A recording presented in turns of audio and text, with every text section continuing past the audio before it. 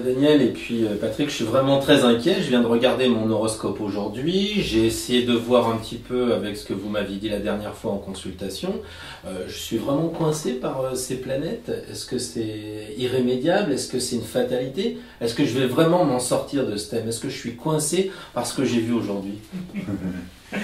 Je pense que vraiment, il y a un mythe qui court dans le monde entier à propos, et surtout dans le milieu astrologique, même chez les étudiants, les planètes sont responsables de notre bonheur, de notre malheur. Bon, là, vraiment, il faut le dire expressément, non, elles ne sont pas responsables, et même on peut dire que nous sommes totalement en résonance avec elles, et que nous pouvons aussi agir, non seulement grâce à notre libre arbitre, mais aussi tout simplement en se mettant en phase avec leur vibration. Même si, lors de transits dissonants, par exemple, qu'on appelait les fameux transits difficiles, même de Pluton ou de Saturne, des planètes qui sont réputées par les anciens astrologues comme être maléfiques, par exemple. Hein? Non, il n'y a pas de planètes maléfiques. Elles nous mettent dans une situation où on a des mises au point à faire, des réajustements, des prises de conscience, des remises en question, si on les accepte. Et ça, je peux le prouver par mes statistiques de consultation, c'est beaucoup plus facile à intégrer que si on se braque, que si on résiste. Voilà. C'est là toute la différence. Il faut se mettre en résonance, c'est ce que vous avez l'air de dire, en résonance, en harmonie avec les disharmonies. Alors, il faut s'adapter.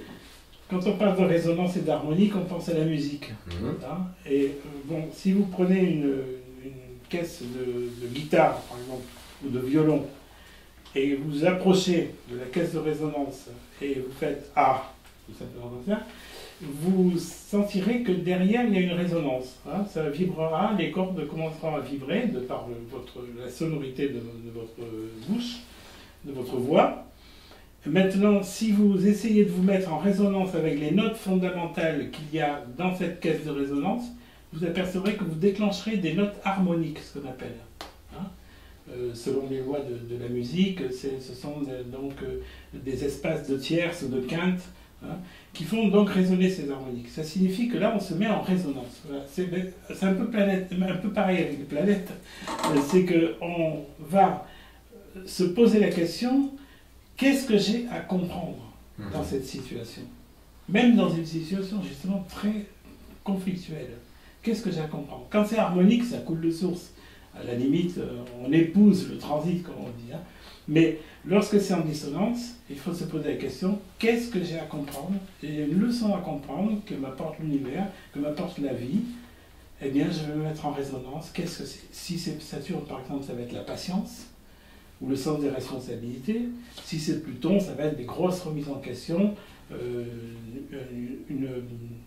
une possibilité effectivement que certaines choses s'arrêtent ou disparaissent de notre vie, et il faut les accepter. Voilà. C'est un peu pénible quelquefois à vivre, mais c'est la meilleure façon de vivre en résonance avec les planètes. Donc il n'y a pas de maléfique, il n'y a pas de bénéfique. Donc l'astrologie me permet de me préparer, d'anticiper. Je vais avoir l'épreuve, je sens que je vais être confronté à une épreuve. Donc à charge pour moi de faire un petit peu le point en avant pour me préparer à ce qui risque de m'arriver, pour me mettre préalablement un petit peu en harmonie, pour pas que ça m'arrive comme ça, comme j'ai vu là ce thème tout à l'heure. Tout à fait. J'aurais dû voir ça un petit peu avant. Ce qui se passe, c'est que l'astrologie est une histoire qui est ancienne. Et de la même manière qu'on pourrait comparer la chimie moderne avec l'alchimie, l'idée de l'astrologie, une astrologie qui est fataliste, qui est déterministe, qui est absolue, la parole de l'astrologue étant vraiment comme un décret divin, ce sont des vieilles idées, ce sont des idées complètement archaïques, dépassées aujourd'hui. Et ce qui est très intéressant aujourd'hui, grâce au développement de la conscience, du mental, qui permet de comprendre mais justement quelles sont nos implications avec les transits, avec les cycles planétaires, et comment les générer. C'est-à-dire qu'il n'y a aucun fatalisme, il y a des cycles, et ces cycles, ils ont des phases cruciales qui sont les carrés, les oppositions, Donc ils sont toujours des moments délicats, mais aussi des moments qui peuvent être très salvateurs, qui peuvent nous libérer de certaines situations où on était enfermé, par exemple. Et notre liberté, elle est pleine et entière. Oui. Mais elle est pleine et entière dans l'esprit, dans le psychisme. Parce que dans la matière, on a toujours un déterminisme de base, une condition à laquelle on ne peut pas vraiment échapper. Par contre, intérieurement, par exemple, le transit de Saturne, il nous force à la concentration, à la patience. Donc si on était excité, énervé, et bien Saturne va nous recaler, va nous recaler sérieusement, et on pourra trouver aussi de merveilleuses ressources, même sur un carré de Saturne, sur par exemple quels sont nos choix de vie fondamentaux à faire. Donc souvent Saturne nous force à faire ses choix et à déterminer notre voie d'existence, notre destinée, à faire ces choix-là, et sachant que choisir, c'est aussi renoncer. Donc, sinon, Saturne, il faut renoncer à certaines choses. Mais notre liberté est entière. On peut faire ce que l'on veut à hauteur de notre largeur de conscience. Donc si la Lune nous dit voilà les grandes marées, libre à nous de prendre la mer ou pas. Oui. C'est un peu ça l'idée. Oui, on peut aller à contre-courant. Avec des risques. Voilà, avec des risques d'aller droit au mur, comme on dit, où on peut utiliser justement les cycles à bon escient, même s'ils sont négatifs. Voilà. Et plus souvent, moi j'ai remarqué que dans la vie, les grands moments de vie et vraiment les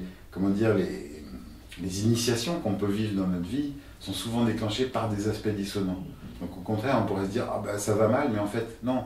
C'est le mal qui fait du bien, parce qu'il nous pousse à faire émerger notre conscience et justement à maîtriser toutes ces données astrologiques qui sont faites de nos cycles intérieurs et à les faire évoluer.